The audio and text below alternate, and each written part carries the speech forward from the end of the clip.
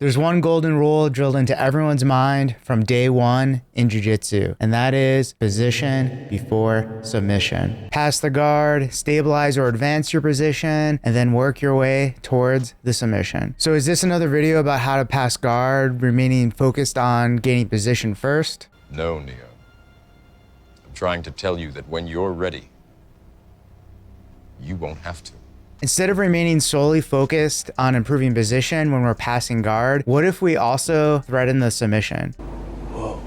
But this approach doesn't just offer more submission opportunities, but it actually makes passing the guard easier as well. In this video, we're going to break down a game-changing technique that embodies this concept, and that is the Rau Drag. This includes breakdowns and match analysis of the Rau Drag being used in competition. We're also going to go over how to more broadly integrate this strategy into your own game and potentially transform your entire approach to Jiu-Jitsu. But be warned, once you see this, you may never look at guard passing the same way again. And if you don't already know me, my name's Sean. I'm a BJJ black belt and a founder of the BJJ education app, Jiu-Jitsu, which if you wanted to check out, I put a link in the description with some free instructional content. The Rau Drag is a technique named after Jason Rau. If you're not already familiar with Jason, he's a Mat Sarah black belt and co-owner of the Vanguard Academy out in Long Island. What about you? Have you met some monsters? Yeah, one guy I could think of in particular is Jason Rau. Jason really is one of those rare talents in Jiu-Jitsu. I remember training with him over 10 years ago back at Mat Sarah's out in Long Island. He was a blue belt, I was a purple belt, and it wasn't long before he was dominating me and everyone else on the mats. I remember in particular at the time before leg locks became popular, it was actually his passing, in particular his pressure passing, which was truly incredible and terrible to deal with. Which brings us to the Rau Drag, because an important part of it is to have strong passing pressure to give you the opportunity to pull it off. So the Rau Drag is a technique that's available from this split squat position when you're passing, when you have one leg out, like Jason's leg here, and one leg in between their legs like he has right here. And typically what you want to do is you're working past their knee shield with this top leg, and the bottom player, they might be playing like some reverse del hiva. More importantly, as you get past this knee shield, they're going to start the frame on your chest to block the knee slice pass. So to create the proper conditions for the Rau Drag, you really got to threaten the knee slice pass and try to get chest to chest so they frame against you. Basically, you want to look for the knee slice pass. You can see right here,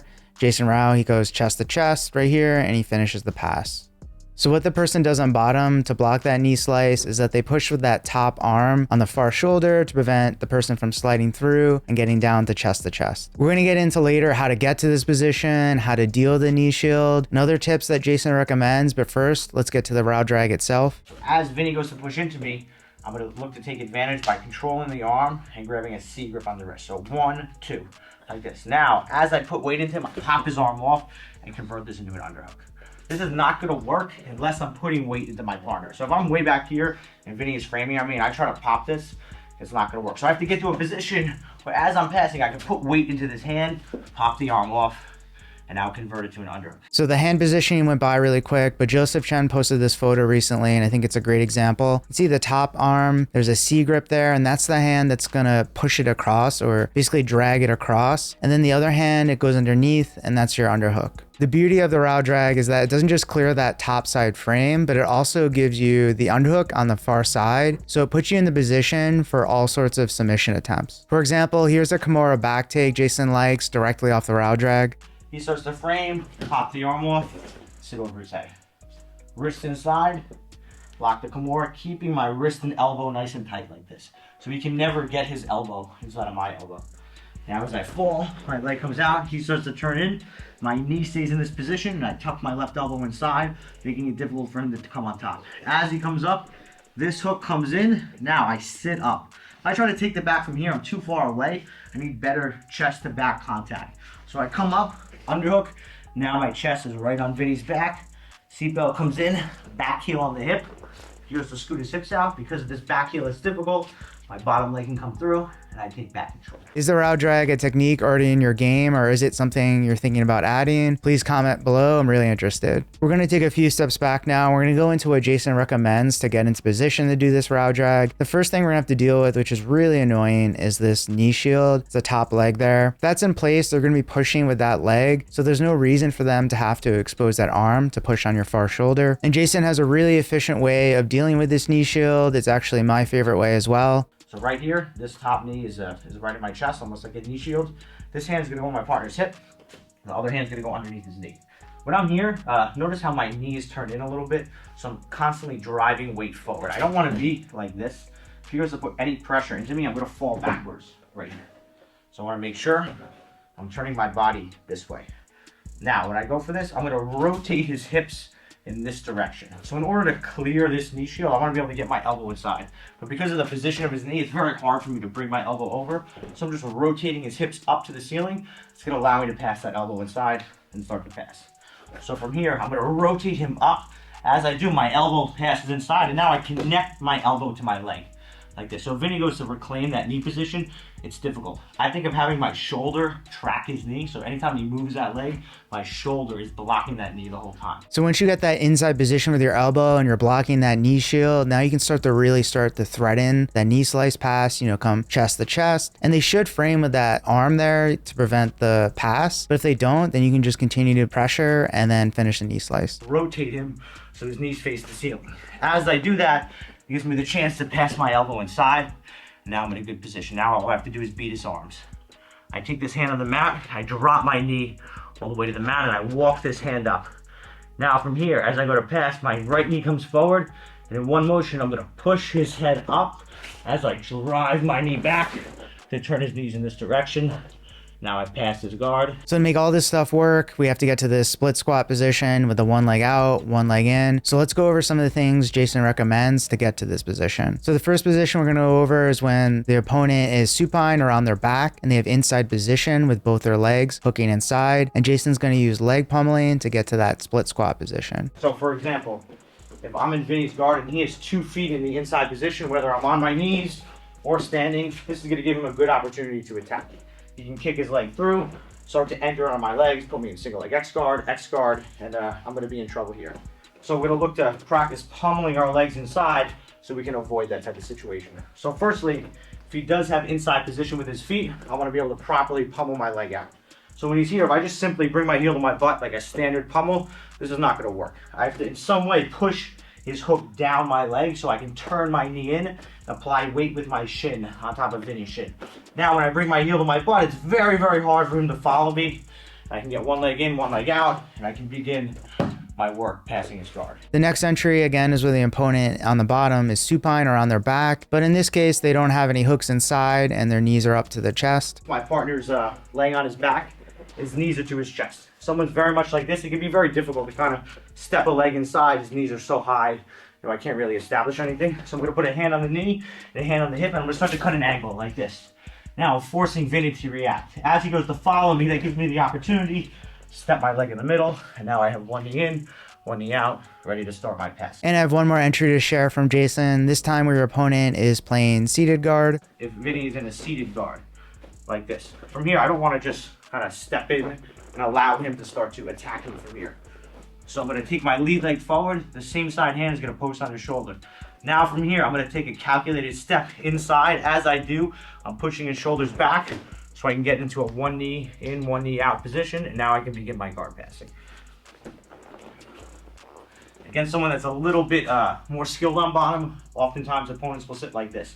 So right now, if I just try to step my leg in, he's protecting that inside position, and it could lead to me getting into some tricky situation. So what I'm gonna do is I'm gonna start to pass one way, and then as I switch sides, Vinny's gonna turn to follow me. As he does, that gives me the option to step my leg inside, and now I'm in a position where I have one knee in, one knee out. Before we get into some breakdowns and examples of the Rau drag used in competition, if you haven't picked up on it already, the technique videos I've been sharing with you are from a course from Jason available on Jiu-Jitsu called Dynamic Nogi Passing and Attacking. The entire course focuses on guard passing, but then also threatening submission attempts at the same time, including leg attacks, Kimuras, triangles, back takes, and more.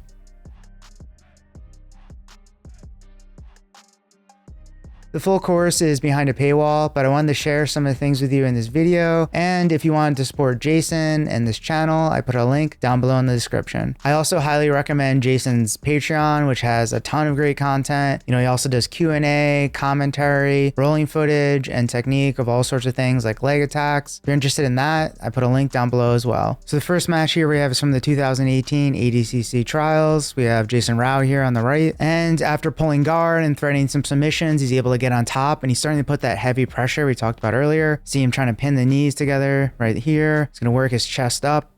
Get chest to chest here. You notice he has inside control right there. And he's going to hit a near side underhook on this side, putting lots of pressure. And here he switches to a crossface. He gets the chest to chest crossface, but then his opponent makes some space there. He's able to escape. And then we're right into that position we talked about earlier, that split squat with one leg in and one leg out. So this is going to happen really fast, but watch his opponent is framing on that far shoulder. Perfect position for a Rau drag. And then boom, right away. That was it. So he just dragged it across. Now he has an underhook. And you notice how Rau stepped over the head right away? It's kind of like the Kimura setup we showed earlier. He's attacking the Kimura right away, going for the finish. Then he frees his other leg, comes out to like an arm lock position here, and then transitions right to the body triangle in the back. And a few moments later, Rau's able to finish the rear naked, and he gets a submission from there. So we have another example, this time from the 2019 trials here. And I want you to pay attention to right here, his opponent actually has a half butterfly hook, but Jason's still kind of applying that pressure by being heavy with his chest. And as we go through here, he drags the arm across and he's able to get that underhook from half butterfly. So now that Jason has the underhook, he has chest to chest, he has a hand free to post. It's very difficult for his opponent now to maintain this half butterfly, as we see here. It's very easy now for Jason to base it on that hand and just kind of kick out and outside the half butterfly. And once we're here now, you know, he gets that, the knee kind of, he's pummeling through, he gets past and he gets right for that Kimura. And he gets the tap right there. Beautiful. And when it comes to the Rau drag, there's one person that stands out as they continually use it, and it's a huge part of their guard passing game. And that is Dante Leon. And we have Dante here on top in green, and he's going to be working the pass. And it's going to happen really quick right here. See that frame? Boom.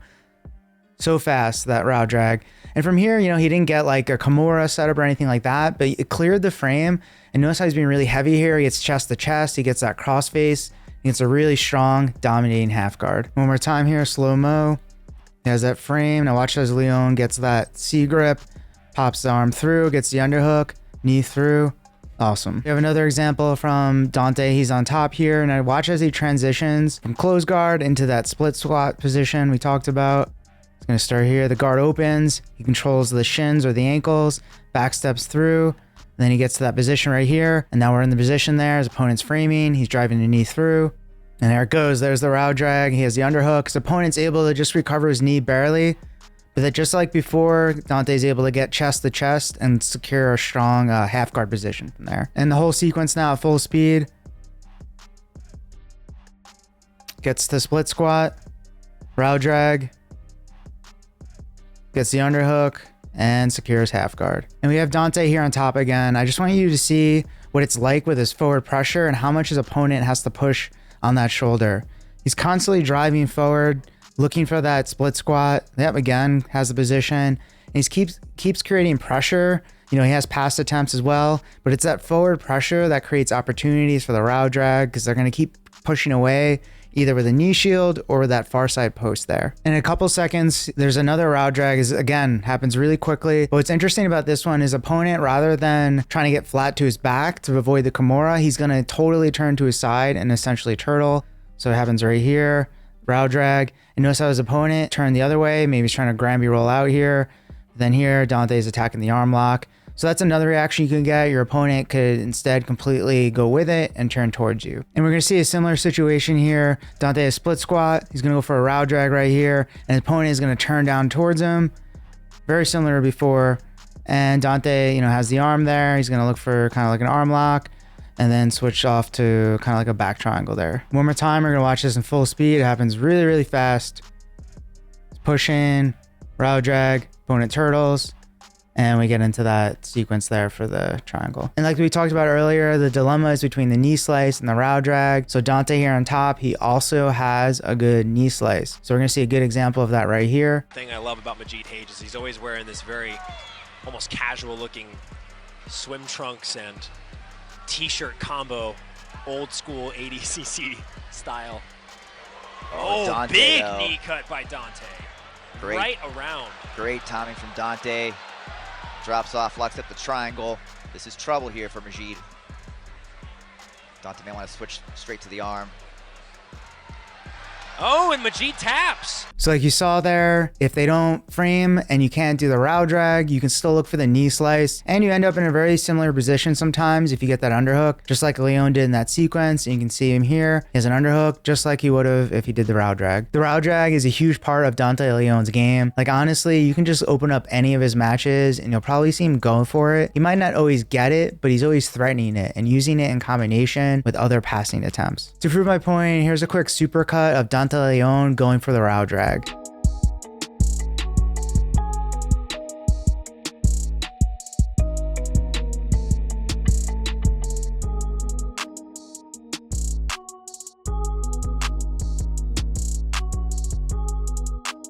So the Rau drag is just one technique, but I wanted to tie this into a broader concept you can use when developing your own game. You're probably already familiar with the concept of a dilemma where you present two bad options for your opponent and you're okay if they take either one of them. This is exactly the type of situation that the Rau drag presents. They are given the choice between giving up the pass or giving up the threat of submission with a far side underhook. They can stay on their side and frame hard against the pass, potentially giving up the Rau drag and the underhook, or they could avoid framing to not get put in the Rau drag, or even once you get the underhook, then they could go flat to avoid the Kimura. Either way, they're choosing to give up the pass. What is very common is that when you present this dilemma between guard pass or submission, typically your opponents, they'll concede the position rather than risk being submitted. There are many other submission threats that take advantage of this concept from the same split squat position as the Rau drag. For example, there are Darce chokes, anaconda chokes, triangle chokes, leg lock entries, and much more. Are there any examples of submission and passing combinations that you like to use in your own game? Please comment below, I'm really curious. To improve your passing game and your submission game, it's worth considering this concept when developing your own game. Is there a particular submission you like? Like for example, if you like the Kimura or armbar, the Rau drag is a great option. Whatever submissions you're building your game around, you can always look for opportunities to set them up along with the guard pass. Or you can approach it from the other angle. If there is a particular style of guard passing you really prefer and then you continually go for it over and over again, it's worth considering what submission options are available from there. By taking ownership of your game and looking for opportunities to develop these combinations, you can create dilemmas and enhance both your passing and your submission game. Anyway, that's all I have for today. Thank you for watching.